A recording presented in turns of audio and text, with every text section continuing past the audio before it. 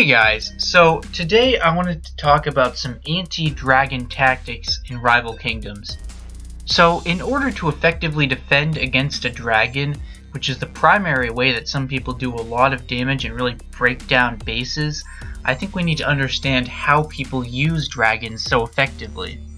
When someone is attacking your base with a dragon, they are looking for buildings around the outside of your base that they can either pick off inside your walls, or ones on the outside that they can hit and destroy, even ones with small amounts of mana, but that they can charge up their special attack with, and then do runs across your base and maybe make holes in your base by destroying buildings.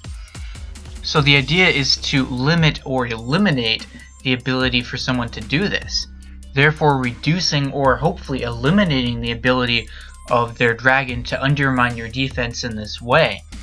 So the first thing that you need to understand is that there are three types of buildings that will attack dragons. Those are watchtowers, skywatchers, and spell towers. And only skywatchers and watchtowers are able to win 1 versus 1 with a dragon. Spell towers are not able to, and they don't actually do that much damage to dragons, and a dragon will win 1 versus 1 against one. So you want to position all of your watchtowers and skywatchers around the edge of your base in such a way that they cover all of your perimeter buildings. All of them need to be covered. If you tap on the tower, it will show you a bubble radius around it. You should look at these and try to see if there are any areas where someone could deploy perhaps a dragon between the bubbles and try to eliminate these from happening. You want it so that no matter where someone deploys their dragon around the edge of your base to try and attack something, they will always be attacked by either a watchtower or a skywatcher. Now, the thing that I've found to be the most effective is to actually try and get all of your buildings inside your walls. Every single one, so that there is no way that someone can sit and try to recharge on one of your buildings.